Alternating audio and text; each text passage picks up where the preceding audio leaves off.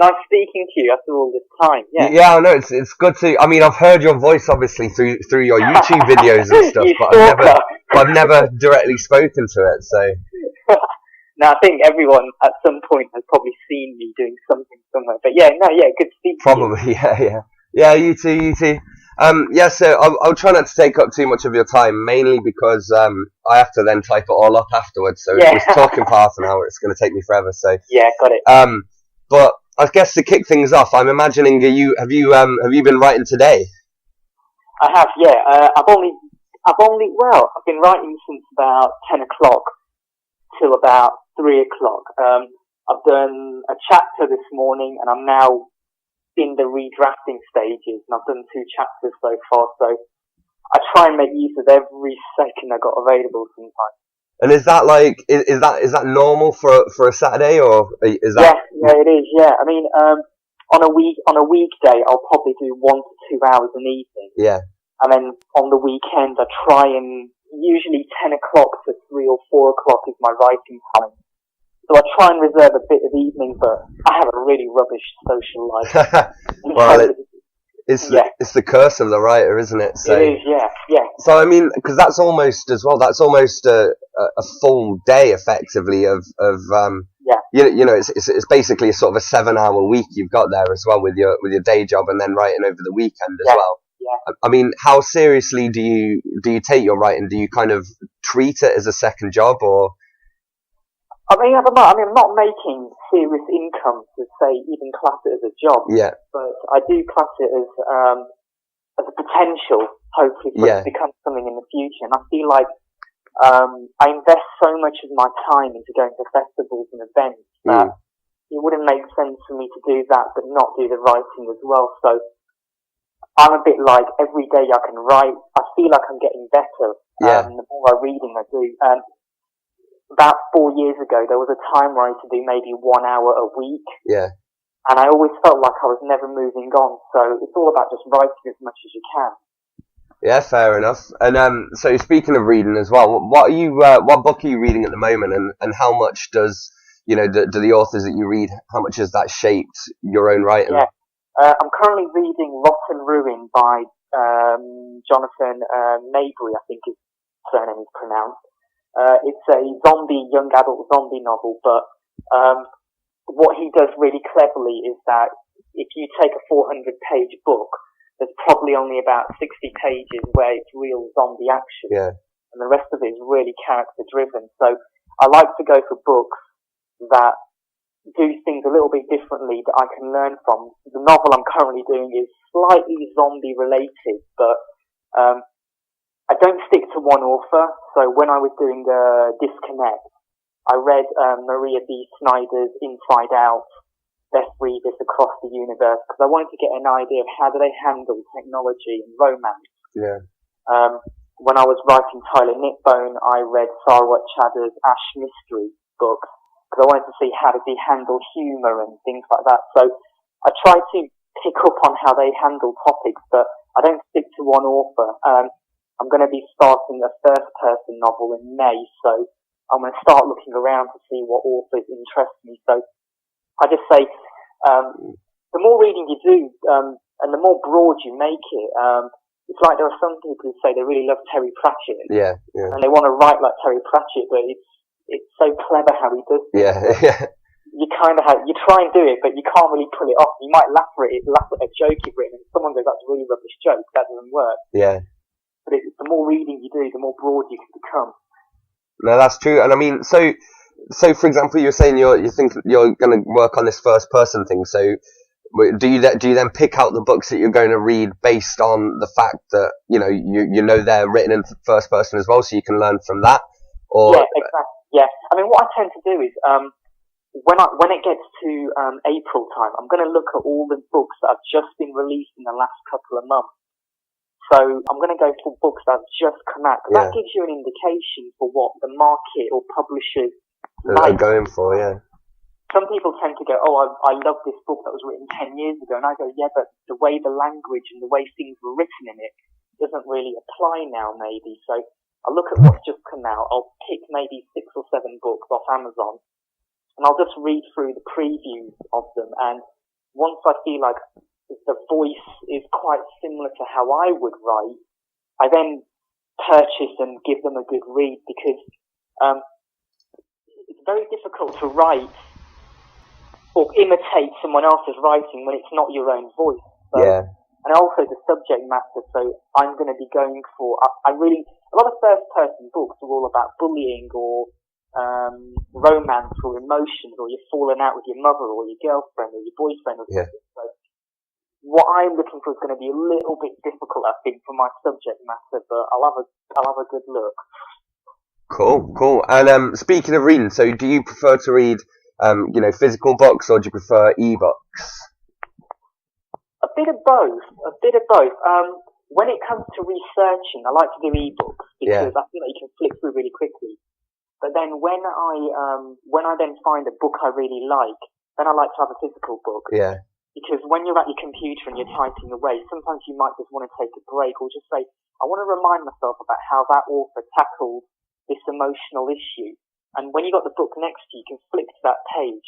And sometimes, like, I've got the Rotten Ruin book next to me, and every now and again I just flick to a random page and I just read a page. Yeah. And just suddenly, creates inspiration. But I don't know about you, but when you're typing on a computer, I don't know, it feels weird for me then to look at an ebook at the same time. Yeah. It's a bit too much computer for me. So, yeah.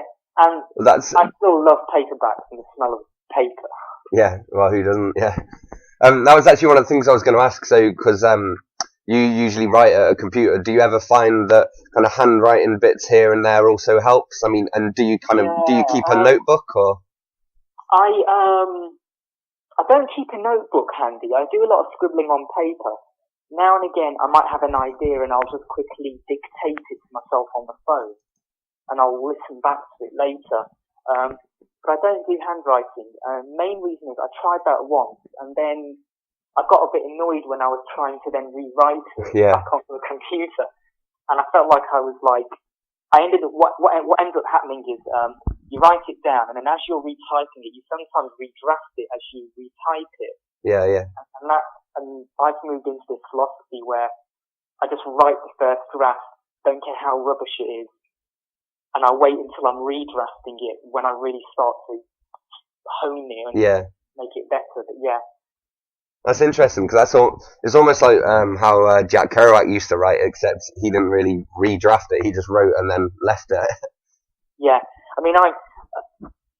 I'm really bad though at keeping papers together. So there have been instances where I've written stuff down, a fantastic plot idea, then next thing I know I threw it away, and I'm like, so computer wins for me on that. Yeah, no, that's a fair enough point. Alright then, another thing I wanted to ask about was the I'm a Writer video that you did. Mainly because when I write this up, I can then embed the video in as well. So yeah, sure, yeah. So, what made you want to do that in the first place, and then what were the challenges that it involved? The main reason I wanted to do it was because nearly every festival I go to, nearly every event I go to, and when I speak to writers and just general people in public, they all think that writers have got tons and tons of time, and there's still people to this day who think that I don't have a day job, and that I must have loads of time on my hands to get all these things done. And it's me just letting the world know that not just me, but everyone out there, people have got families and jobs and social lives, and time is so precious to us. So in a non-direct way, it's like me telling the world that, hey, we write because we love it. It's a passion, but we sacrifice a lot to do it. And, and in some way we can support each other as well, festivals and events. And the moment I started getting Neil Gaiman and Chuck Wendig and Adele Parks and these other published authors saying, yeah, we're happy for you to put our image on the video, it started gaining momentum. And I quite enjoyed putting everyone's faces on the video, because I think everyone who did end up being part of it did enjoy that. People have this theory sometimes that writers are really wealthy people, and that we all live in these cottages, and we have a lovely fireplace and a little dog under our feet and everything. If only. Yeah, bloody hell, brilliant. But we're so different and varied, you know, in colours and races and ethnicities and religions and whatever. And I think that's what I want to get across. I don't think there's enough of that. I think, you know, there's all these books about creative writing, and there's books about how things get published, but they never really talk about the writer. And I feel like that's where, and I do enjoy helping other writers out and helping to promote them as well. I think it's interesting you say that, actually, because it's kind of like, again, with books that get out there, all that you know about the writer from the book is just the name on the spine. So there's no, there's always this disconnect between that weird word to use there. There's always a disconnect between the writer and their works, as though their work is sort of somehow separate. You're exactly right about that, because a few times I've met writers where I've read their book, and sometimes I feel like you're completely different in terms of what you look and what I thought you were as a writer. So we're just letting people know that we are ugly people. Yeah. That's a nice way of putting it. Put that on the review, but yeah. Alright, and then just to end on, so what does the future hold for you? What have you got sort of coming up writing-wise in the next 12 months or so? Yeah, well, I've got a novel that I'm shoving out to agents at the moment. There has been some interest, but not enough to clinch a deal. I'm still holding out on it, but if not, I'll self-publish it. I've got a novel that I'm redrafting that I'm going to send out to agents in March. I've got another novel that I'm starting in April that I'm going to send out to agents in September. There's 5 festivals coming up this year. It all costs money, but it's a worthy investment. Yeah. But I'm hoping that every book I write, I seem to be getting closer and closer to hopefully getting an agent. Yeah, and better and better as well. But if I don't, I'll continue to self-publish, and, you know, even if in 5 years' time I'm still writing and I haven't got a book deal down, as long as I know that there's people out there that enjoy what I'm writing and they don't mind giving it a go and reading it, then I'll keep going. And the best bit about being on Twitter and Facebook and everything is meeting loads of other writers. And sometimes I love being able to provide advice to a new writer who's not sure about self-publishing. So as long as I can build my name up as someone you can rely on and trust, I'm happy, yeah. And do you see other writers doing a similar thing? I mean, I suppose, again, that one of the things about social media is that actually these writers can form their own communities now, whereas sort of traditionally they would have been limited by geography. Yes, absolutely. I mean, one of the things I do at every festival is I try and turn people who are against Twitter and Facebook and forums to understand that it's good to do that. Too many people are still saying, we don't want to go on a forum because I don't like people criticising my work, and I don't want to go on Twitter because what's the point of it? And they just don't understand that some of the best writer friends and people I know now I've made at forums and on Twitter. And the network just grows, and, you know, anytime I want advice, I can just go on and get it. And they're restricting themselves, and I think people just need to embrace technology, you know. I know people don't like it, but it helps us become more knowledgeable, and, you know, it's free.